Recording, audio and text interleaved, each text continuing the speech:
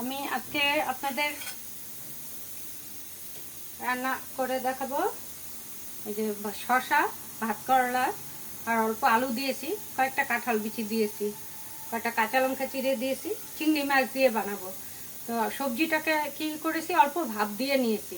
এখন প্রচুর গরম, গরমের দিনে একটু তেল মশলা কম খাওয়াই ভালো। একটু ভাপ দিয়ে নিলে কি হয়, তেলটা কম লাগে। এই যে আমি গ্যাসে কড়াই বসিয়ে দিয়েছি। দেখুন, কড়াই বসিয়ে দিয়েছি, তেল গরম হয়ে গেছে। একদম বিশেষ কিছু দিব না, গরমের দিনে একটু বন্ধুরা হালকাই খেতে হয়।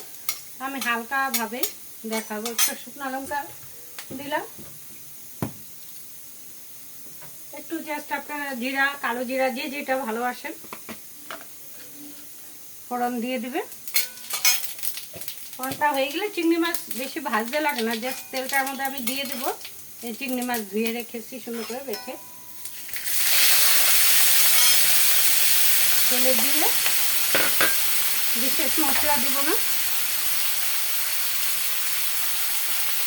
রঙের জন্য একটু হলুদ তো দিতেই হয়।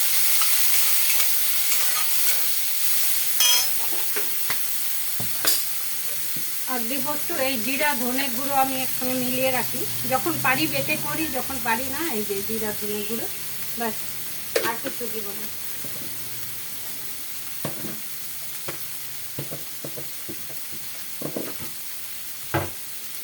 সবজিটা ভাত দেওয়ার সময় লবণ দিয়ে নিয়েছি,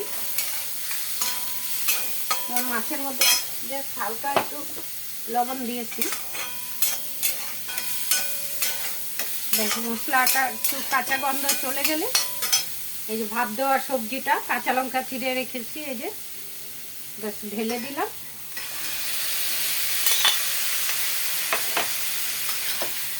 গ্যাসের স্টিম বাড়িয়ে একটু নাড়াচাড়া করে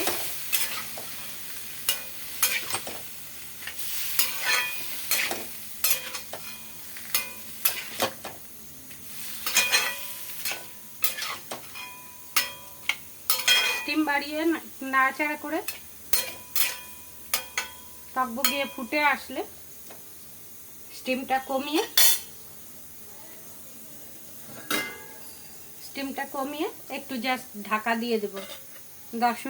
10 মিনিট রাখবো। 10 মিনিট রেখে, যেহেতু আমি সবজিটা আগে একটু ভাপ দিয়ে নিয়েছিলাম, এই যে সবজি হয়ে গিয়েছে। 10 মিনিট দিলাম মাছটা দিয়ে সবজিটার সঙ্গে একটু বয়েল হতে। এখন আমাদের মা ঠাকুমাদের দেখতাম এমন সবজিতে একটু চাউলের গুঁড়া দিত, পিঠালি বলে। তো নামানোর আগে এই যে 1 স্পুন চাউলের গুঁড়ো ছিটিয়ে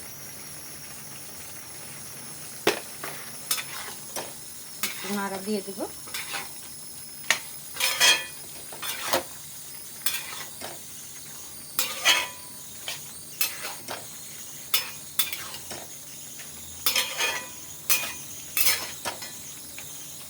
ব্যাস হয়ে গেছে, গ্যাস অফ করে দিলাম।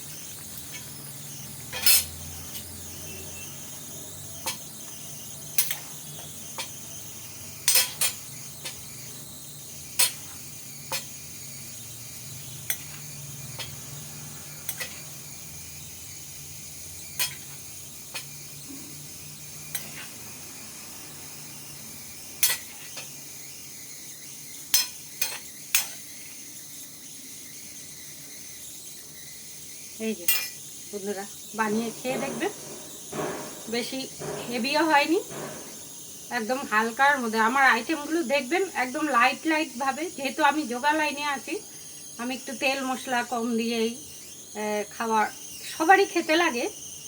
তো যে পারবেন একটু উইকলি একদিন একটু রিচ খাওয়া যায়, কিন্তু সবসময় একটু লাইট খাওয়ারই চেষ্টা করবে। এই যে হালকাভাবে সুস্বাদু